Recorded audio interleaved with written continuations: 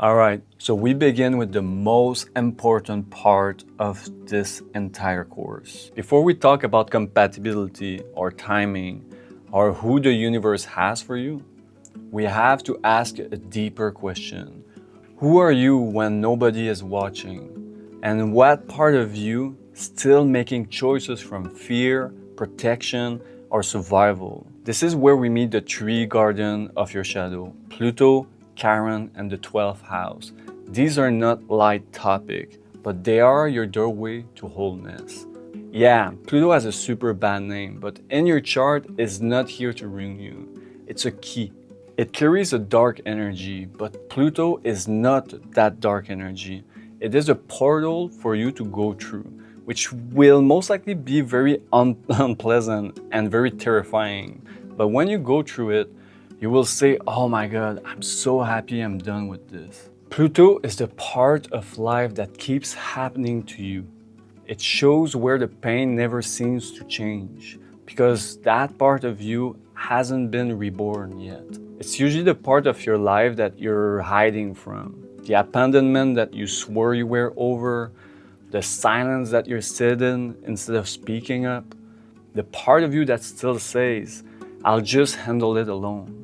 What Pluto wants from you is to face the very gooey, gross part of yourself that's been stagnating into your subconscious. But it's meant to be hidden, really well hidden, somewhere where it's hard to bring the light. That's the work. You have to descend, you have to feel, you have to bring the light, and then you walk out differently. If you were born with Pluto in Libra, like many in this course, you're working with a deep collective trauma around relationship.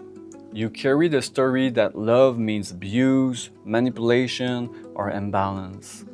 And Pluto doesn't just want you to transcend that, it wants you to transform through it. Relationship is where you release karmic bonds, but it can bring a lot of self-sabotage too. Okay, let's talk about Chiron, the egg that makes you wise. If Pluto is the wounds that cuts deep, Chiron is the egg that stays. It's where you feel that you have already done the work, but the pain still lingers. This is the part of your chart that whispers, I'll never be enough. I'll always be alone. No one really sees me. You might be tempted to hide that part, to overcompensate, to build a whole life around proving that you're okay. But Chiron is not here to be healed like a cut in the skin. It's more like a sacred contract. It's here to be integrated, honored, and eventually alchemized into your gift. This is the wound that makes you a guide. The scars that turns you into someone that can help others. Not because you transcended it, but because you walk with it. Your current placements by sign, house, and aspects will show you where you feel disqualified, where you overdo to avoid being exposed, and where your deepest ache become your highest empathy. If you're afraid of being seen, of not being wanted, or being too much or never enough, Chiron is likely to be the reason. And then there's the 12th house, and this one it's a little bit tricky because you can't really see it. The 12th house is the hidden room of your psyche.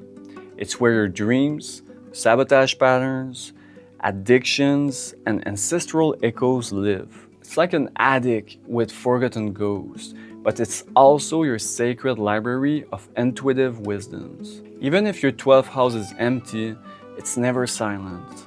You have to look at the sign, and more importantly, where the ruling planet of the sign is. This is where it acts out. Example, if your 12th house is in Cancer, ruled by the moon, right? And that moon is in the 4th house in Scorpio, you might be carrying grief from a maternal lineage or fear of real intimacy. This house speaks in whispers. It shows up in dreams, deja vu, unconscious behavior that don't really make logical sense. But when you learn to listen to it, you'll stop being blindsided by your subconscious patterns. So why are we starting here? I know everyone wants to skip to love, to timing, to who's coming for you. But this chapter exists because if you were fully healed and ready, you will be already in an aligned relationship. And that's not a judgment, that's a gift. This work tells you what is left to reclaim, what to own, and what to finally stop to outsource to others. Pluto, Chiron, and the 12th house don't ask for performance, they ask for honesty.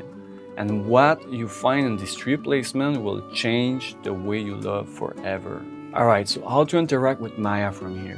Once Maya shared your self-actualization blueprint, don't rush. Take a breath and let it land. She will offer you 3 questions, not random journaling prompts. Questions that are meant for you to reflect on your self-actualization blueprint and help you anchor what just came up into self-awareness. You don't have to answer all the questions.